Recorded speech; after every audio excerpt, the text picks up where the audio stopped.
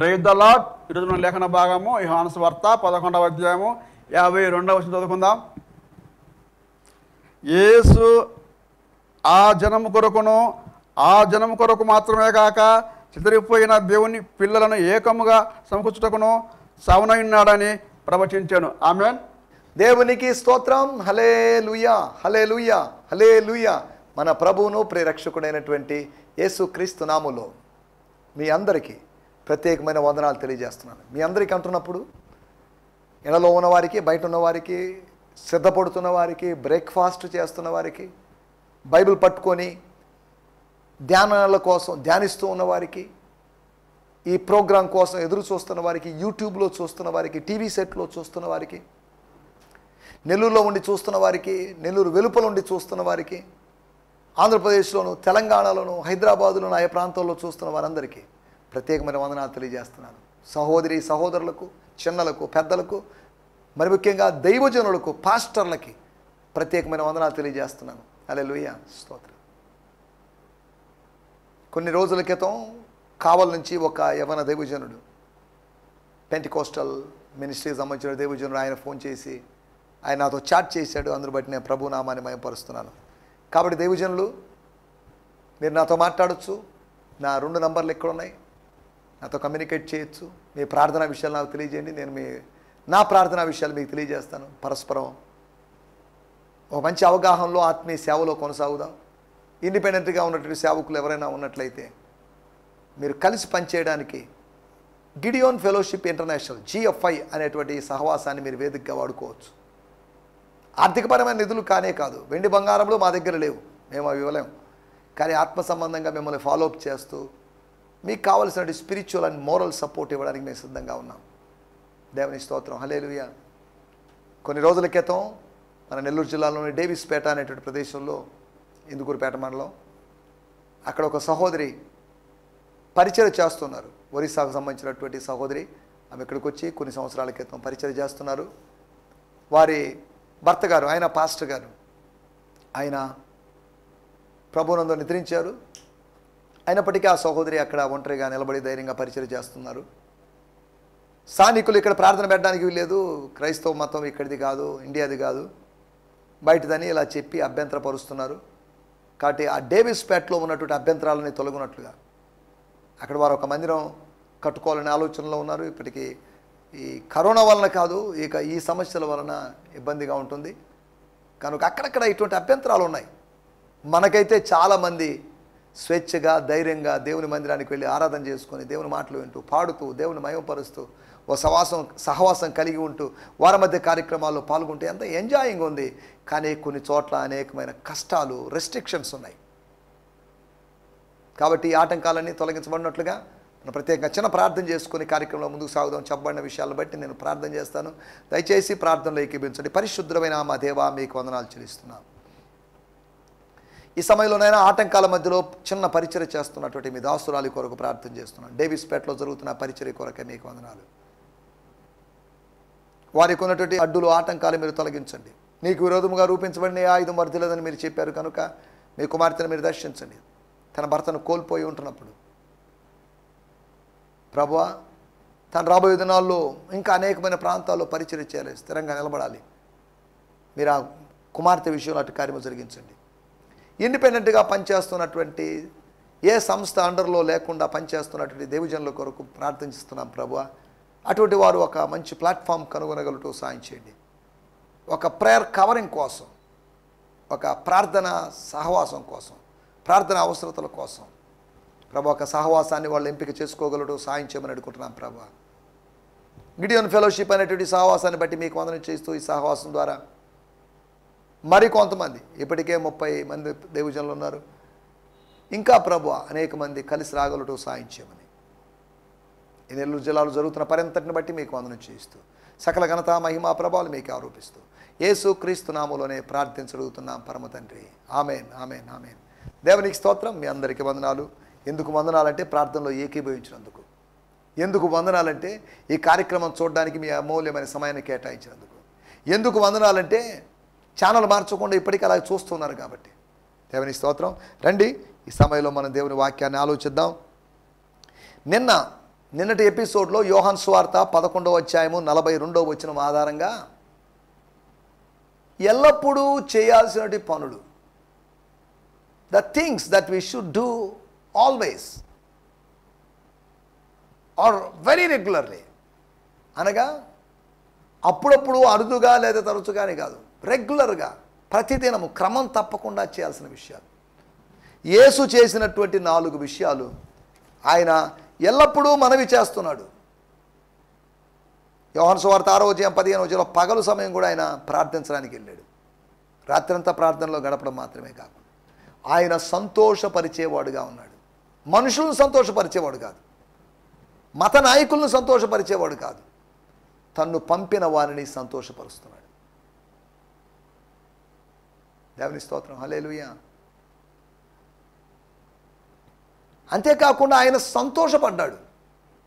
సంతాపం చేయి, ఏడుస్తూ దిగులు పడుకొని టెన్షన్ పెట్టుకొని అనవసరంగా వచ్చాను పరలోకం నుంచి, ఈ మంచి శిష్యులు నాకు దొరకలేదు, మంచి మినిస్ట్రీ దొరకలేదు, ఈ దేశం తప్ప పక్క దేశానికి వెళ్ళలేని పరిస్థితి, యూదయాకి కూడా వెళ్ళలేని పరిస్థితి, సమరయకు వెళ్ళలేని పరిస్థితి, అన్ని చోట్ల మూయబడిన ద్వారాలు, ఏంటిది అని ఆయన డిసప్పాయింట్ కాలేదు. He didn't get disappoint, but he got delighted. Disappointment లేదు, అపాయింట్మెంట్ను బట్టి డిలైట్ అయ్యాడు.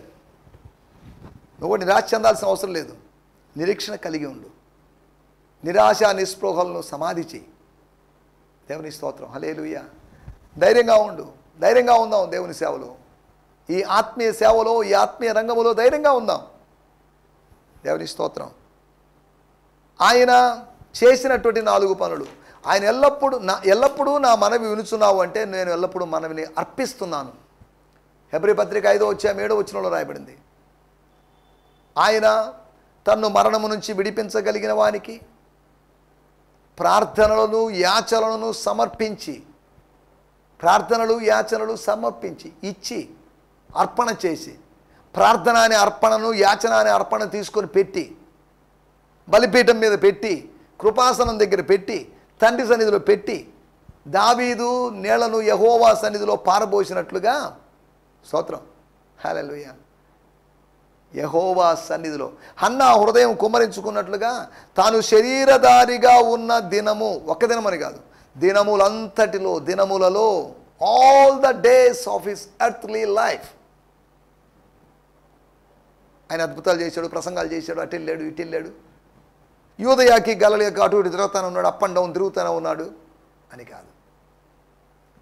ఒకవేళ యూదయాలో ఉన్నా, ఒకవేళ గలిలయలో ఉన్నా, ఒకవేళ సమరయలో ఉన్నా, సంబంధాన్ని తెంపుకోకుండా సంబంధాన్ని సాగిస్తూ ఆయన ముందుకు వెళ్ళినట్టుగా మనం చూడగలం. దేవుని స్తోత్రం, హల్లెలూయా. మనం ఆలోచిస్తున్నట్టు విషయాలు ఏంటంటే, నిన్న నీవు నా మనవి వినినందుకు కృతజ్ఞతాస్తుతులు చెల్లించుచున్నాను, నా శిష్యులతో కలిసి నీకు కృతజ్ఞతాస్తుతులు చెల్లిస్తానని కాదు. వీళ్ళందరూ ఉన్నారు, యూదులు ఉన్నారు, ఇప్పుడు కుదరదు కనుక రాత్రి కృతజ్ఞతాస్తుతులు చెల్లిస్తానని కాదు. అప్పటికప్పుడే కృతజ్ఞతాస్తుతులు, ఇన్స్టెంట్గా థ్యాంక్స్ గివింగ్ చేస్తున్నాడు, ఇన్స్టెంట్గా ప్రైజింగ్ చేస్తున్నాడు, ఇన్స్టెంట్గా థ్యాంక్ యూ అంటున్నాడు, థ్యాంక్ యూ ఫాదర్ అంటున్నాడు, థ్యాంక్ యూ లార్డ్ అంటున్నాడు, thank you the one who sent me to the earth అంటున్నాడు. స్తోత్రం, స్తోత్రం, హల్లెలూయా. ఆయన ప్రార్థించాడని, ఆయన సంతోషపరిచాడని, ఆయన సంతోషించాడని, ఆయన స్తుతించాడని సనుగుడు లేదు ఆయనకి.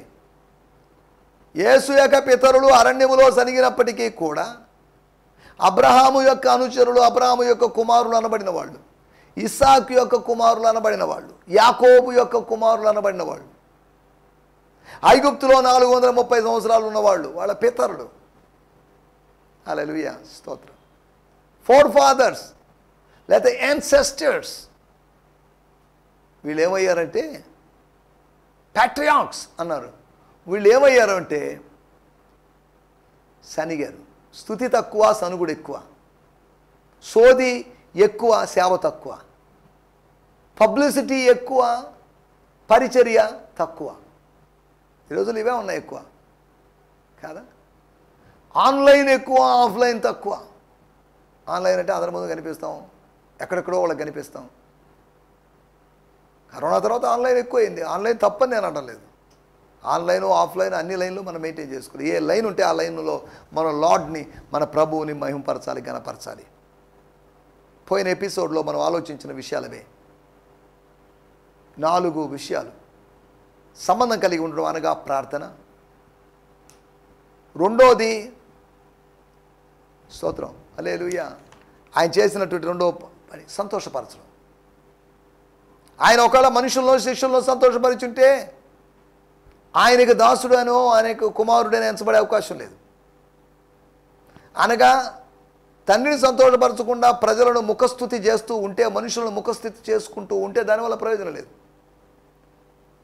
ముఖస్థుతి వలన మనకు అవమానమే కలుగుతుంది. ముఖస్థుతి కాదు, మహిమను స్తుతించాలి. మహిమను బట్టి స్తుతించాలి. దేవుని ముఖాన్ని స్తుతించాలి. దేవుని ముఖాన్ని చూసి స్తుతించాలి. అంతవరకే కానీ మనుష్య ముఖాన్ని చూసి స్తుతించడానికి లేదు. సంతోషించడం. ఆయన సంతోషించాడు. మీ నిమిత్తం నేను అక్కడ ఉండలేదని సంతోషిస్తున్నాను. మీ విశ్వాసం పెరుగు నిమిత్తం, మీ విశ్వాసం అభివృద్ధి చెందు నిమిత్తం నేను బేతనీయలో అప్పుడు ఉండలేదు, బట్ ఇప్పుడు ఉంటాను. దేవుని స్తోత్రం. స్తుతించడం, కృతజ్ఞతాస్తుతులు చెల్లిస్తున్నాను అనగా స్తోత్ర బలులు అర్పిస్తున్నాను. నా తల్లిదండ్రులకు అర్పించడానికి కోడెలో, మేకలో, గొర్రెలో లేవు. వాళ్ళకున్నటి పావురాలు, గువ్వలు వాళ్ళు తీసుకొచ్చి 8వ రోజు వాళ్ళు అర్పించారు. తర్వాత పస్కాలో కూడా వాళ్ళు ఏం చేశారో మరి మనకు తెలియదు. ఆయా సందర్భాల్లో ఎట్టి బలులు అర్పించారో మనకు తెలియదు. కానీ ఈయన విరిగి నలిగిన మనసే దేవునికి ఇష్టమైనటువంటి బలి అని దావీదు ద్వారా 51వ కీర్తనలో చెప్పబడిన మాట, 51వ కీర్తనలో చెప్పబడిన మాట, దాన్ని ఆధారంగా చేసుకొని ఆదివారాలు, వార మధ్య కార్యక్రమాల్లో దేవుని సన్నిధికి వస్తున్నప్పుడు దేవుణ్ణి బలులు తెచ్చేవాళ్ళుగా, బలులు అర్పించేవాళ్ళుగా, స్తోత్ర బలులు తెచ్చేవాళ్ళుగా, మనల్ని మనం, మన అహాన్ని మనం అర్పించుకుని, అహము అనేటువంటి ఆ కొవ్వుని, ఆ కొవ్విన పదార్థాన్ని, ఆ పొంగిన పదార్థాన్ని, ఆ పులిసిన పదార్థాన్ని బలిపీఠం మీద అగ్ని వేసి కాల్చాల్సిన అవసరం, ముక్కలు ముక్కలు చేసి కాల్చాల్సిన అవసరం. కంప్లీట్ సరెండర్, సిలువ వేయబడినటువంటి అనుభవం, ఇక ఏమాత్రం తల పైకెత్తలేని అనుభవం,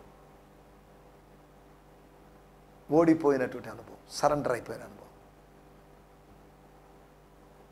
దేవుని స్తోత్రం, హల్లెలూయా. మనం ఆలోచిస్తున్నట్టు మాటలు గత ఎపిసోడ్లో మాటలోకి వచ్చాం.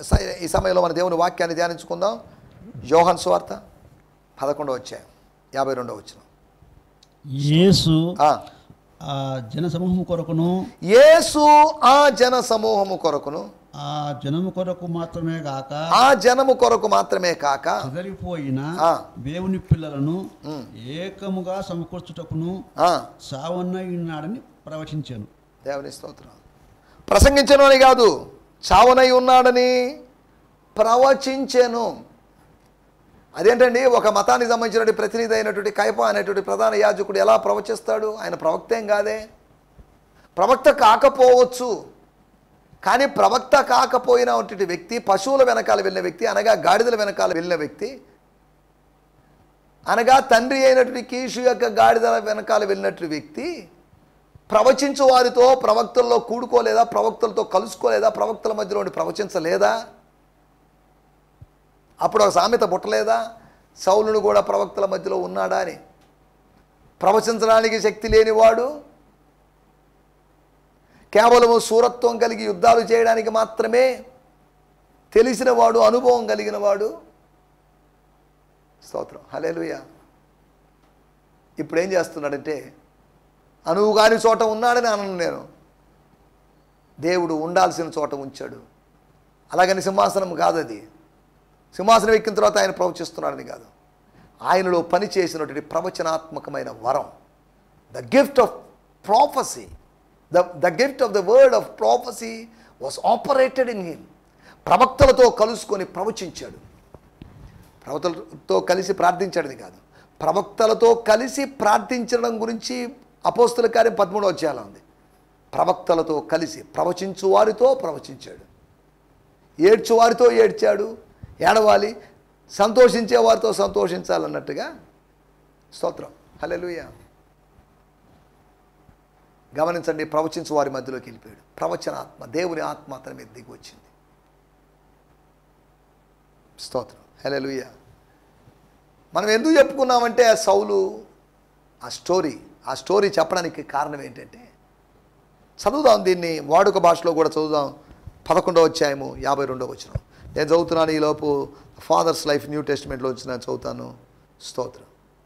And not for the nation only, but so that he might also gather together into one the children of God who are widely scattered. ఈ 51లో ఇంగ్లీష్లో రాయబడింది. Now he didn't say this of himself. ఆయన తన గురించి తాను చెప్పుకోలేదు, తనంతట తాను చెప్పుకోలేదు.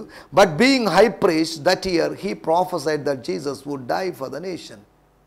ప్రవచించినటువంటి ప్రధాన యాజకుడు. చదువుదాం.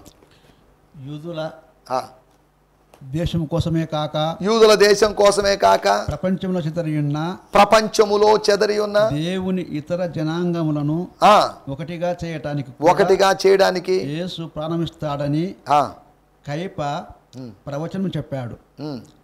అవి అతడు స్వయముగా ఆడిన మాటలు కావు, అవి అతడు ఆ సంవత్సరపు ప్రధాన యాజకునిగా పలికిన మాటలు. నేను చదువుతున్నాను.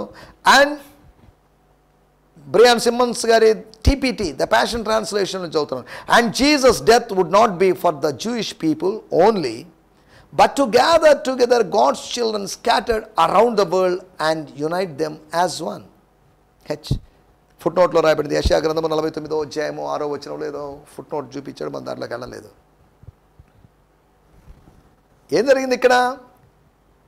అనుకోకుండా ఒక ప్రవచనం చెప్పాడు. He prophesied. కయఫాస్ అనేటువంటి వ్యక్తి యాజకత్వపు పని చేయాల్సిన వాడు, యాజకుల మీద బాధ్యత కలిగినటువంటి ప్రధాన యాజకుడు ఇప్పుడు ప్రవచించాడు. ఎలా ప్రవచించాడు? 51వ వచనంలో నేను చదువుతున్నాను. This prophecy that Jesus was destined to die for Jewish people didn't come from Caiaphas himself, but he was moved by God to prophesy as the chief priest. He was moved by God to prophesy. He was moved by God. దేవుని చేత కదిలించబడ్డాడు. దేవుడు కదిలించాడు, move చేశాడు, ముందుకెళ్ళేటట్టు చేశాడు. Move రాశాడని కాదు, move అనేటువంటి pain balm రాశాడని కాదు. He was moved by God or moved by Holy Spirit. Moved by God, Holy Spirit, God to prophesy.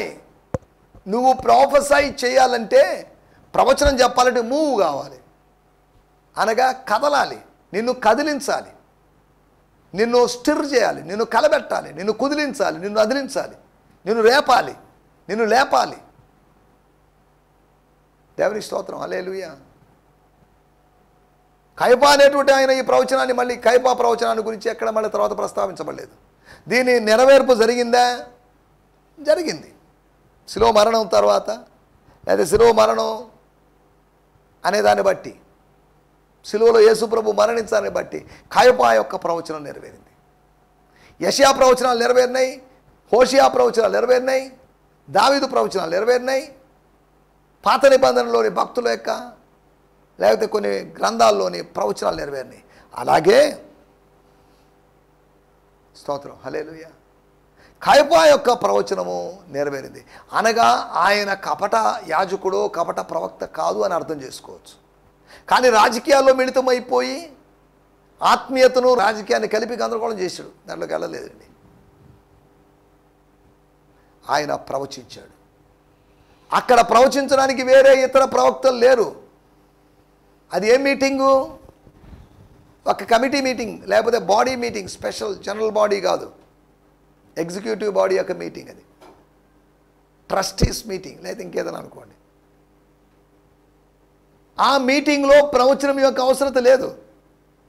Sanhedrin సభ వారు అనేక సార్లు కలుసుకుండొచ్చు, కానీ ఎక్కడా అక్కడ ఒకవేళ ప్రొఫెసీ చెప్పింటే ఇశ్రాయేలు ప్రజల గురించో లేదా యెరూషలేము గురించో దేనిలో ప్రాఫెసీ చెప్పింటారేమో కానీ ఇప్పుడు ఏకంగా యేసును గూర్చిన ప్రాఫెసీ. యేసును గురించినట్టు ప్రవచనం అంటే ఇది ఏదో యేసును గురించినటువంటి ఇన్ఫర్మేషన్ ఇచ్చాడని కాదు, యేసును గురించినటువంటి భవిష్యత్తులో ఆయన చేయబోయేటువంటి కార్యాల గురించి ప్రస్తావన తీసుకొచ్చాడు. సిలువను గురించి ప్రవచించాడు, సిలువ మరణం గురించి ప్రవచించాడు, మానవాళి కోసం ఆయన ప్రత్యామ్నాయంగా లేకపోతే మనకు బదులుగా చేసినటువంటి మరణాన్ని, పస్కా గొర్రెపిల్లగా మరణించడాన్ని ఆయన ప్రవచించాడు. లోక పాపములు మోసుకొని పోయి దేవుని గొర్రెపిల్ల అన్నాడు. మోసుకోపోయి దేవుని గొర్రెపిల్ల ఎక్కడికి తీసుకొని పోయింది? సిలువనెక్కి సిలువ మీద తన ప్రాణాన్ని అర్పించింది, పాప భారాన్ని మోస్తూనే. స్తోత్రం, హల్లెలూయా. మనం ఆలోచిస్తున్నట్టు మాట. స్తోత్రం. అతడు ప్రవచించాడు. మన టైటిల్ ప్రవచనం యొక్క పనులు ఏంటి? ప్రవచనం ఏం చేస్తుంది? ప్రవచనం చేసేటువంటి 4 పనులు మీకు జ్ఞాపకం చేస్తాను. 48, 49 వచనాలు మనం గమనిస్తే ఇదే అధ్యాయంలో 48, 49 వచనాలు. మనం ఆయనను ఇలాగూ చూచుచు, వాళ్ళు ఏదో ఆందోళనలో ఉన్నారు. ప్రవచనము వాళ్ళకి ఆదరణ కలిగించింది. కయఫా చెప్పినట్టు ప్రవచనము ఆదరణ కలిగించింది. ప్రవచనము ఆదరణ, హెచ్చరిక, క్షేమాభివృద్ధిని కలుగు చేస్తుంది అని 1 కొరింథీ పత్రిక 14వ అధ్యాయంలో ఉంది. ఒకటి ప్రవచనము ఆదరణ కలిగిస్తుంది. రెండో మాట 11వ అధ్యాయం 50వ వచనం. మీకేమీ తెలియదు. ఏం తెలియకున్నటువంటిది? కయఫా గారు అంటున్నారు మీకేం తెలియదు. అసలేం తెలీదా? తెలుసు. ఈ విషయం తెలియదు. ఈ విషయం గురించి ఏమీ తెలియదు. మన జనమంతయో, ఈ కాంటెక్స్ట్ వైజ్గా మాట్లాడాలి. నేను మాట్లాడుతున్నానని కయఫా మాట్లాడాడు. మన జనమంతయు నశింపకుండునట్లు ఒక్క మనుషుడు ప్రజల కొరకు చనిపోవుట ఉపయుక్తమని మీరు ఆలోచించుకోనరు అని వారితో చెప్పారు. మీరు ఆలోచించడం లేదు కాబట్టి మీకు తెలియడం లేదు. ఆలోచించాలి, అవగాహన కలిగి ఉండాలి. ఆలోచన అవగాహనలోకి నడిపించాలి. ఓహో, ఇదనమాట దాని ఉద్దేశం, ఇదనమాట దాని అర్థం. ఆలోచన అవగాహనలో నడిపించాలి. ఆలోచనలోకి నడిపిస్తుంది, ఆలోచన అవగాహనలోకి నడిపిస్తుంది, అవగాహన అన్వయింపులోకి నడిపిస్తుంది, అన్వయింపు ఆశీర్వాదంలో నడిపిస్తుంది. మరలా చెప్తున్నాను, అధ్యయనం, చదవడం, దేవుని వాక్యం చదవడం, వినడం, దేవుని వాక్యాన్ని వినడం, ప్రసంగాన్ని వినడం, ప్రవచనాన్ని వినడం, ఉపదేశాన్ని వినడం, మర్మాన్ని వినడం, సువార్తను వినడం. ఇలా వినడం వల్ల ఏం జరుగుతుందంటే, స్తోత్రం, ఆలకించడం వల్ల అధ్యయనం చేశాం, అధ్యయనంలో నుంచి ఆలకించాం, అధ్యయనం ద్వారా మనకు తేలిన విషయం. అధ్యయనం ఆలోచన పుట్టించింది. ఈ ఆలోచన, స్తోత్రం, హల్లెలూయా, అవగాహన కలిగించింది. అవగాహన ఆచరణ కలిగించింది. ఆచరణ ఆశీర్వాదాన్ని కలిగించింది. స్తోత్రం, హల్లెలూయా. ఆశీర్వాదము ఆనందాన్ని కలిగిస్తుంది. స్తోత్రం, హల్లెలూయా. రెండో విషయం, ఆలోచన, thought provoking words, thought provoking prediction, thought provoking ప్రొఫెసీ. ప్రవచనము యొక్క పనులు 4 పనులు. ఒకటి ఆదరణ కలిగిస్తుంది, రెండవది ఆలోచన పుట్టిస్తుంది. దేవుని స్తోత్రం, ఆలోచన పుట్టిస్తుంది, నూతనమైన తలంపులు పుట్టిస్తుంది. మూడో విషయం 11వ అధ్యాయం 52 మరియు 50 వచనాలు. యేసు ఆ జనము కొరకును, యేసు ఆ జనము కోసం అనగా వారి జనం కోసం, సొంత జనం కోసం, ఇజ్రాయెల్ కోసం, ఆ జనము కొరకు మాత్రమే కాక చెదిరిపోయిన దేవుని పిల్లలను, జూస్కి, నాన్ జూస్కి, జూస్కి మరియు గ్రీక్స్, అందరి కోసం ఏకముగా సమకూర్చుటకును సావనయున్నాడని ప్రవచించాడు. వారు విడిగా ఉన్న వారిని ఏకంగా సమకూర్చాలి. సమకూర్చాలంటే సిలువ కావాలి. సిలువను బట్టి సమకూర్చబడేటువంటి అనుభవం కలుగుతుంది. సిలువ పడగొట్టి ఏకం చేస్తుంది. సిలువ పని విభజన కాదు, సిలువ పని ఐక్యపరచడం. స్తోత్రం. ఒక అగాధం ఏర్పడింది, అటు ఇటు ఉంది. సిలువ దానికి ఒక వారధిలాగా మారింది. అక్కడక్కడ మనం బొమ్మల్లో వాటిలో చూడగలిగాం. స్తోత్రం. మూడో విషయం, ఆచారాల యొక్క పరిమితిని తెలుపుతుంది ప్రవచనం. అంటే ఏంటి? దీని అర్థం ఏంటి? 50వ వచనం కూడా చదివితే, మన జనమంతయు నశింపకున్నట్లు ఒక మనుషుడు ప్రజల కొరకు చనిపోవటం ఎక్కువని మీరు ఆలోచించుకుంటారని వారితో అనను. ఆయన చావాలి, ఒక మనుషుడు చావాలి అని అన్నారు. ఒక మనుషుడు చనిపోవాలన్నారు. తర్వాత 52లో సావనై ఉన్నాడు, ఆయన సావనై ఉన్నాడు. ఒక మనుష్యుడు లేకపోతే మనుష్య కుమారుడు, అనగా ఇద్దరు చనిపోవాలని కాదు, ఆయన మనుష్యుడిగా పోల్చబడ్డాడు, చెప్పబడ్డాడు. తర్వాత యేసు, ఆ మనుష్యుడు ఎవరు అనే స్పష్టతలోకి వచ్చేసి యేసు. ఎవరి స్తోత్రం, హల్లెలూయా. మనం ఆలోచిస్తున్న విషయాలు. మూడో విషయం, వాళ్ళకి బలులు ఉన్నాయి కదా, ఆచారాలు ఉన్నాయి కదా, సాంప్రదాయాలు ఉన్నాయి కదా, నశించిపోకుండా వాళ్ళ బలులు, వాళ్ళ మతం, వాళ్ళ ఆచారం, వాళ్ళ ప్రక్షాళనలు ఎందుకు చేయలేదు? వాళ్ళు శుద్ధీకరణలు ఎందుకు చేయలేదు?